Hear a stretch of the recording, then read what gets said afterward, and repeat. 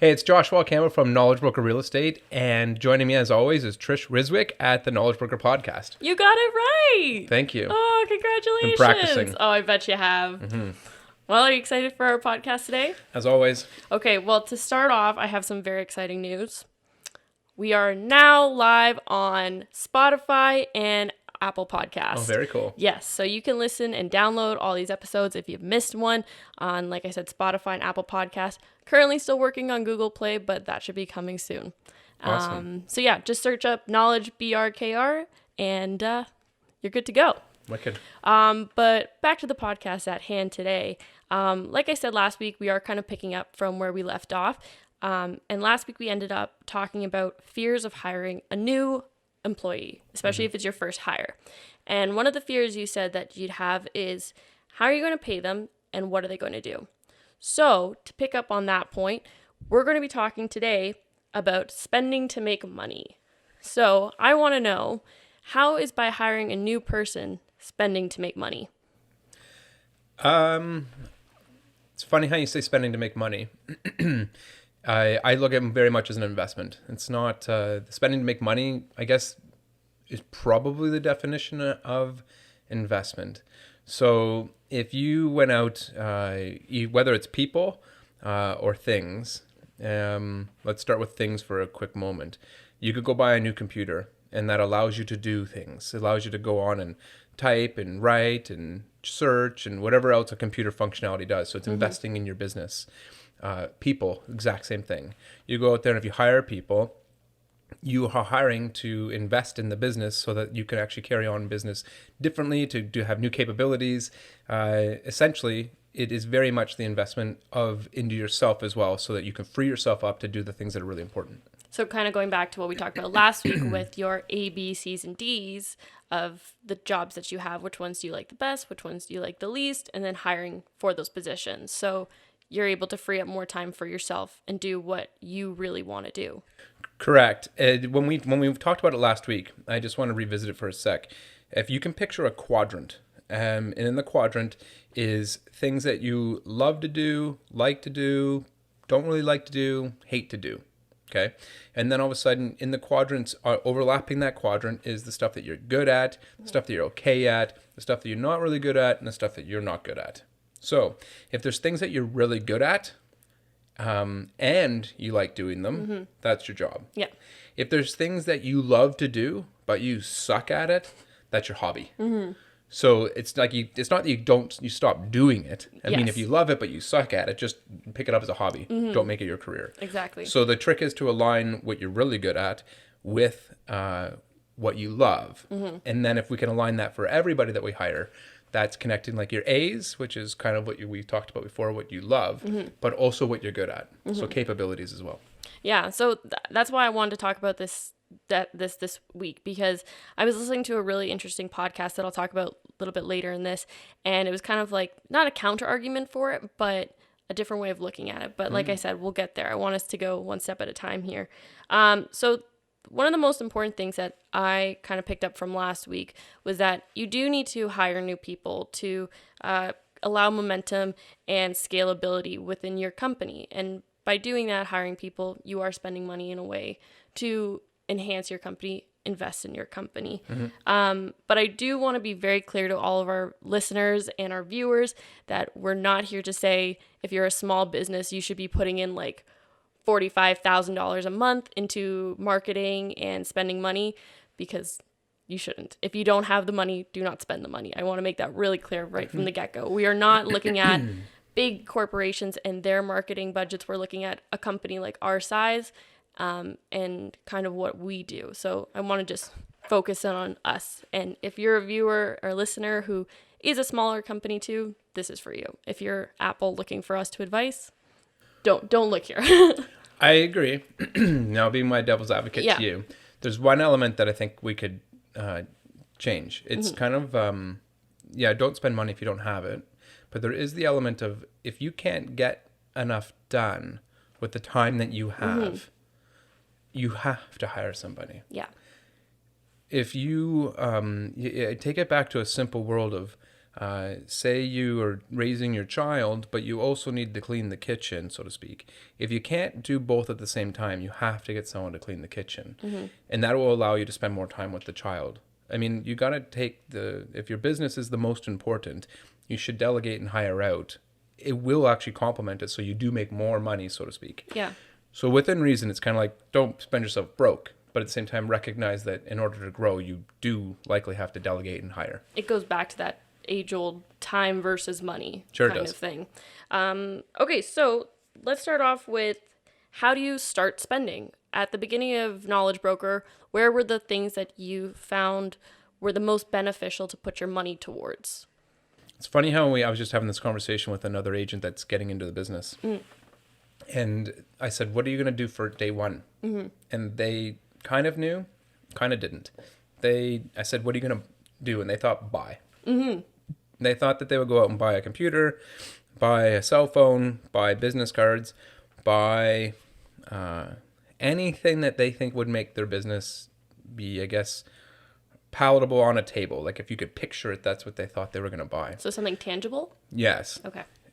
Now that's kind of what comes to your mind as to what you think you're going to invest in your business. You're going to go get these things, a desk, a chair, which is very normal. And then all of a sudden, the next part up is maybe you invest by marketing yourself.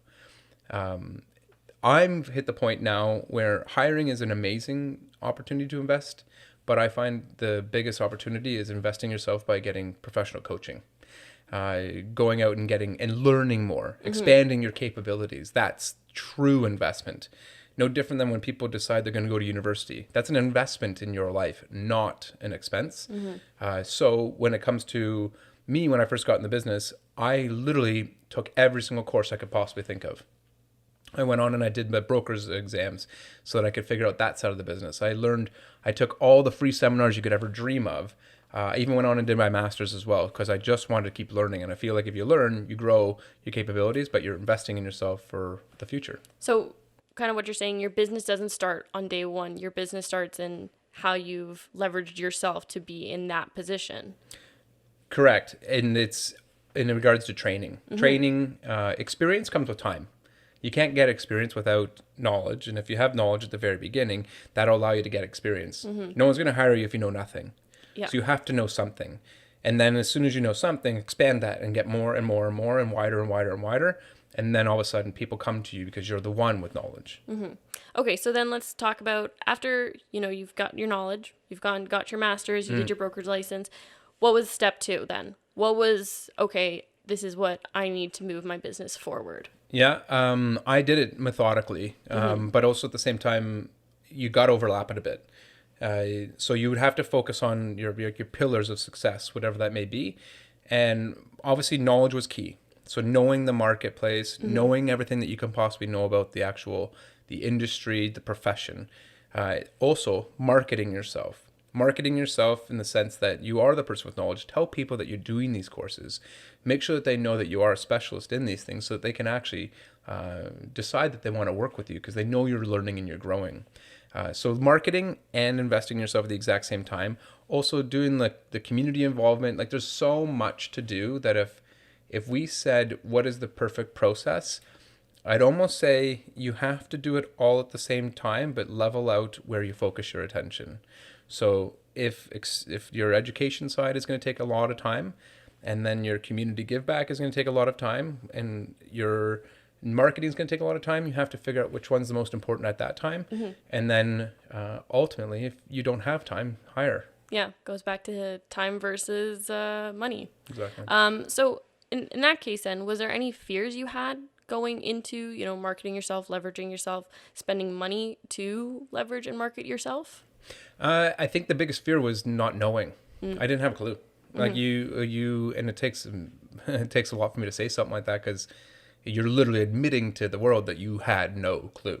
And I didn't. And I think that as soon as you can recognize that you have no clue, it opens up all the opportunity in the world to be able to go and figure it out. Yeah. So you start out by, I know when I first got into the business, I was promoting a lot of luxury stuff that was online for real estate. And I thought this is kind of cool because I thought big mansions look really neat Yeah. online. So I'd put them up on Twitter posts. And then Even if you weren't selling no, them? I just thought they were really interesting because that's when social media was very young and people were just kind of like looking at things that are unique. And then someone had mentioned me saying, "Is that your client or is that your target demographic?" And I was like, "No, it's not. They're not buying $40 million houses in LA. So why am I showing them?" So I thought it was really cool, but at the same time, that's something I might look at on the side, but that's not who I should be. That's not who I'm targeting. Exactly. So then you have to flip it and you recognize what your client, what they're looking for, and then that's what you ultimately put out there because that's how they want to communicate with you. So in that, I guess, trial and error, what were some of the highs you faced and what were some of the lows that you faced by that as well? I went out early on and I did video. Okay. And video was a new when I started doing it. And I met with a videographer, good guy, Richard, you gotta love. And he and I have been working, shout out. We've been working together for a long time. And I came up with this concept of the attraction model, which we talked about before. Give out value, give out value, give out value. And in the end of the day, people will contact you because you give out value. So we started doing the video side of things. And oddly enough, I did get some slack. There was a lot of people that said, what's Josh doing? What are all these videos he's putting out? He's not going to get anything from it. I've actually heard people say these things. And oddly enough, I kept forging forward. I didn't know whether it was doing the right thing or the wrong thing, but in my gut, I knew that it was taking a step that no one else was doing. And ultimately, it was the right decision. Now we do the videos and now we're doing podcasts to the point that we're able to communicate with our audience so much more with the power of technology and taking the chance and the risk to do it. So some of the slack and the cutback that you get and the fears, you get over them. You have to. Otherwise, you're never going to grow. Because in that saying too, like, it's not cheap to make videos. It's not cheap to run a podcast. Like, these are all things that cost money. But it was a payoff in the end because, you even listen to big name coaches and they're saying, get out on video, get your face in there, like, let your audience know what's up. What are you doing? And that's something that I know for me coming into this, I saw us doing, and I think that's phenomenal. But you do look at the other side, and if you are operating a new business, video is a great way to just get your face out there. I mean, you could go on a story is free. Or you can take the extra step and go to a videographer, which might not be free, but the payoff might be way bigger because you're reaching more of an audience with your higher quality videos. So that was a high. Did you have any lows?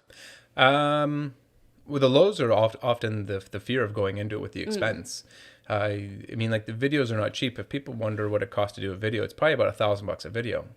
And then all of a sudden, if you put out, I guess, 10 or 15 of them, 10 or 15,000 bucks into a video, and it depends on what you're going to do with it. So, like, the video might cost you, say, 300 or 400 to actually do it, but there's the time, the prep that goes into it. There's also your advertising that you put behind it. I mean, the sky's the limit on every video as to how much money it's going to cost. So that's quite scary. The trick is to do it in a format that people are going to watch, that they can ultimately, I guess, side with you, or at least feel that they get to know you, which was my goal. How do you get in front of people's faces these days? And especially in real estate, I'm not a huge person to knock on doors. I respect people's privacy in that degree, and because I personally don't like it when I get door knocks. And it's not to say that people don't mind it, and it's different things for different strokes for different folks. But my way, I thought, was a less invasive way. People are going online, they're looking at things, and if I'm giving value, that's the key. I'm not going on there saying, list with me, list with me, list with me. I'm going on there telling them about how to prepare their house. What's the difference between a term and like a mortgage insurance product? How do you get your house ready to sell when you've never sold a house before in your life? So doing these value pieces, send it out, good karma, and then you get good karma back. And also talking about that, at the beginning, you didn't obviously know exactly who your audience was going to be. As you said, you were posting things about luxury houses that you weren't selling, and people were like, is this the clientele you're looking for? And you're like, no, because I don't live in LA. I'm not surrounded by $40 million houses that are in the Bay Area or wherever.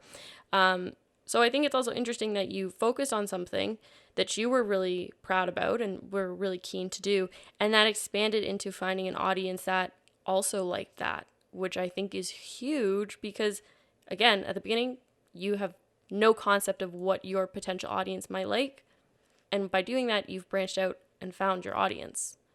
Yeah, it takes time. I try to listen to the audience as much as possible.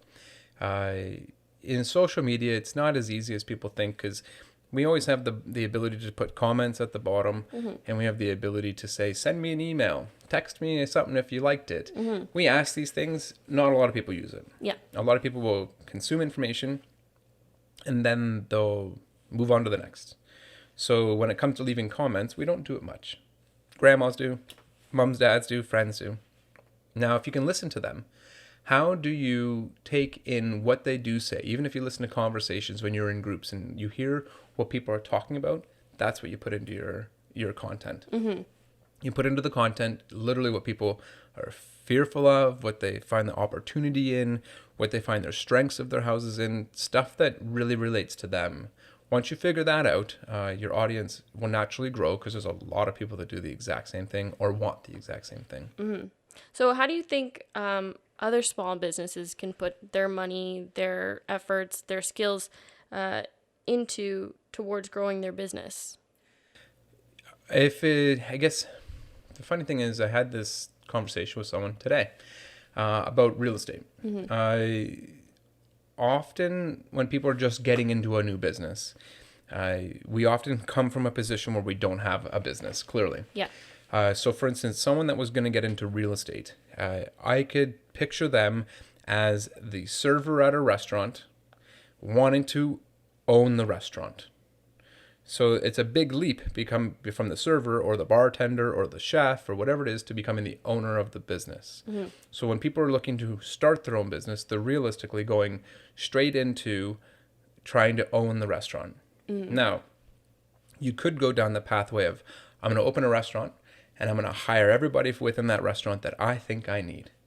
Or you can get out there and work in a restaurant, understand the entire restaurant so that you know what it needs and maybe the gaps as to where there's more room to grow. This way is tried, true, perfected.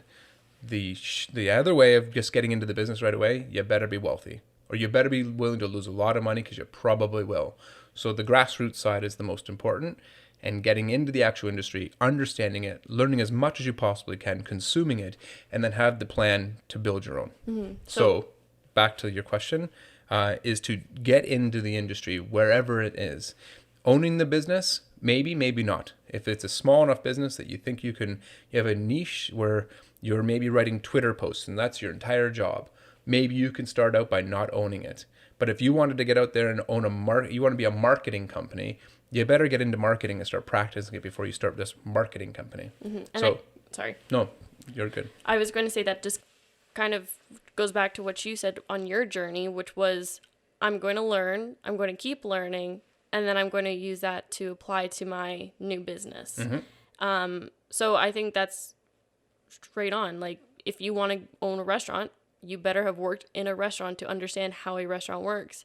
Because if you go into owning a restaurant and you've never owned one a day in your life or worked in one, you're not going to understand the environment, you're not going to understand the procedures, you're not going to understand anything when it comes time to opening day. So kind of going a little bit more micro into it, are there any things that you maybe bought or, Richard, for example, is a really good example for the videos. You saw something that you wanted and you wanted to make and you knew that you couldn't do it yourself, so you hired out. Is there any other things that you think would be very beneficial on more of a micro stance that small businesses can learn from or can also adapt and implement into their structure? Sure. Like gadgets, you mean? Gadgets, it could be like websites, it could be certain little things like that. Right. The key is to start small as possible because it's a lot easier to manage. So for instance, if someone was looking to start their own business, I wouldn't say go out and do Twitter, LinkedIn, Facebook, Instagram, you name it, keep going. Yeah. Don't do them all at once. Do one really, really well. If you find your audience is on there, fantastic, communicate with them. If you find your audience might be in other locations, then you can always expand. But start small. You're not going to go out and buy the top end equipment for everything. Whether it's like here we have mics and lights and cameras and everything else that's surrounding us.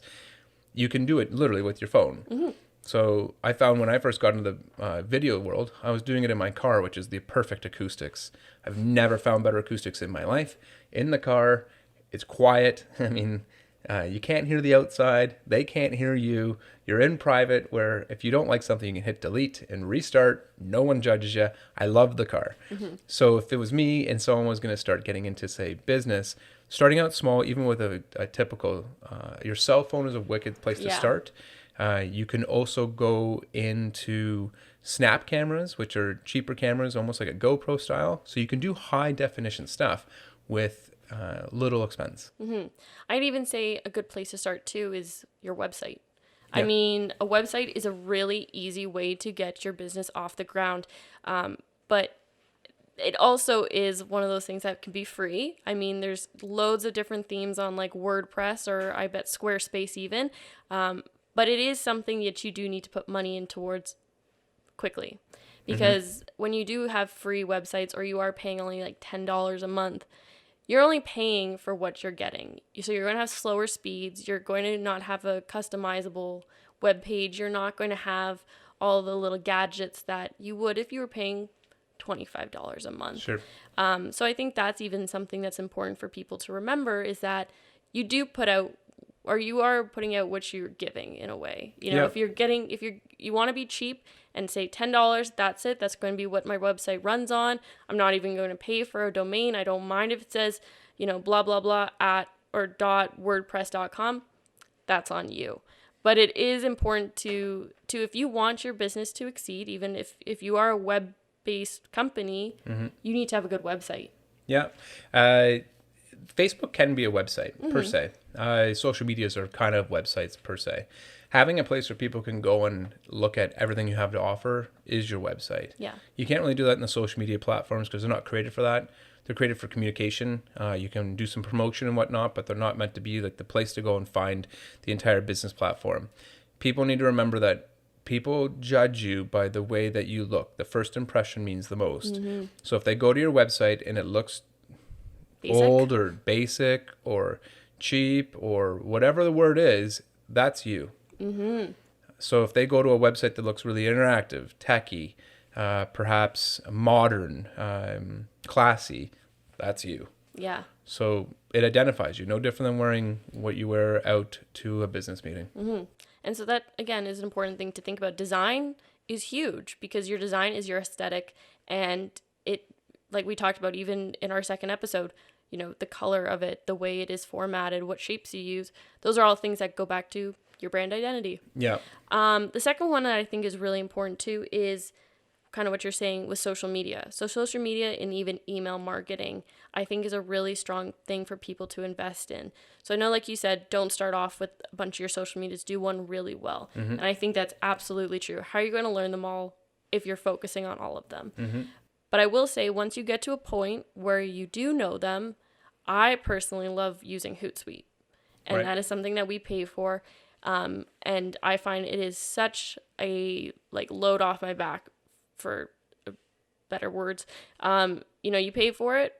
There is a free version. I think it's not the best, but it is something that allows me to be more productive. So in the same sense, it is me hiring out a portion of my job to a computer program that can help me. Yep. Scheduling. We talk about like email and Hootsuite for social media. On a scheduling side of things, how many times can you send out a piece of information? And email is only one form of communication. These are becoming the more likable ways that people want to communicate. Not as many people are picking up the phone and calling. It doesn't necessarily mean that it's gone, but if it's kind of like if we're doing FYI kind of information, or just giving heads ups on things, people don't want a phone call. It's no different than a newspaper. It's passive information, but it's there for them to learn it when they want to learn it. So giving it to them in a non-aggressive way via email, social media, everything falling short of directly asking them for input. Maybe that's via text or a phone call. It's a little more active. And I think people are so busy these days, they're looking for more of the passive side of things in order to consume information. And then moving right along, the third and final one that I think is very beneficial for companies to potentially invest money is also in ads. And I'm not just saying put $25 onto Facebook ads and expect all the phone calls in the world to come rolling in. But I'm saying Facebook ads or even podcast ads is a really good place to start boosting your company's presence by putting in the money, but also putting in the content. You can just post an ad that says, hey, this is Knowledge Broker Real Estate. Do you need a realtor or a broker or an agent? Whatever the case may be, that's not going to attract people. But what we do is, we do video ads. So when we have a new pro video coming out, we post a teaser. And then we add a blog to it. And there's a whole element that goes behind it. It's not just, hey, my name is Joshua Campbell and I can be your real estate broker. Yeah. It's very typical, isn't it? The difference between people, everybody's swimming upstream and the one guy swimming up opposite, he's the one that gets noticed. But also, it's funny how the one that's swimming opposite can usually be the one that maybe people say, hey, you're going the wrong way. You don't know what you're doing, because the whole momentum's going the other way. But the one that goes the opposite way is the one that gets noticed. So typically in a lot of businesses, especially in real estate, go figure, it's very much, hey, look at me. I can sell your house. Look at me. I'll sell your house. Look at me. Call me. It's too tacky. It's too common. So to do it the opposite way, which is to provide the value side, that is, in my opinion, the only way that people want to consume information and to learn about you, especially nowadays. It's not all about putting up a billboard and waiting for people to call. It's about them getting to know you, to make sure that they align with you. So when they call, they know what they can get and they already have expectations of who you are. Yeah, exactly. So sorry, I don't mean to run along, but we're running out of time here. Last quick question I have is kind of it's a spin on what the timeless saying is, which is you need to spend to make money. So I was listening to this podcast earlier, like I was saying, called Fizzle. And Fizzle was talking about how money isn't magic. You can't just throw money into your company and assume everything's going to come back. And kind of like what I just said with, you need to put content first. If you have good content, if you have a good product, you need to spend the money to showcase it. But do not showcase it just for the sake of showcasing it. If you have nothing good to say, don't say it at all. But if you do have something good to say, promote it. I think that the key is to not necessarily try to talk to 1,000 people. Just talk to one. So, it doesn't take a lot of money to talk to one person. That one person can spread into multiple. But if you talk to one, who could be the person you're literally speaking to, like this podcast, I'd like to think that we're talking to our clientele and our audience so that they can communicate with us. That being said, if you focus on one thing, it makes it a lot more accomplishable, not as expensive as you think. You don't need to go and drop $5,000 on an ad and cross your fingers that you're going to get that investment back, we'll call it. You can do it very well even by doing it free. It would just be more along the lines of, if you had something specific for a client, maybe you send one personal email to a client telling them you have something really unique for them, and that's very customized for them. You don't need to go out there and tell the world about it, because the world might not care, but one person does. So, on that note, I think that is where we're going to end the podcast today. I really liked this topic. I thought this was a really great episode. Yeah, it's really neat. Talking about the investment side versus the spend side, and where to spend and how to spend. I think that that's a question and a fear that almost all business owners or all businesses they face every single day. So talking about this, really cool. Yeah. And again, if you guys have any questions, Josh is a perfect person to ask. You can email either of us. I'll put the emails in the description below. But again, leave us your comments. We love hearing from you and what you guys have to think. If you have any other ideas you want us to talk about, please let us know. But yeah, until next Tuesday, I'm Trish. I'm Josh. Have a great week. Bye. Bye. Thank you very much for stopping by our channel. If you have any questions or if you're looking to buy or sell, go to our website and contact us today. Knowledge is power and creates experts in understanding. If you want power, hit thumbs up on this video and subscribe to our channel so you can get weekly videos from me, your knowledge world.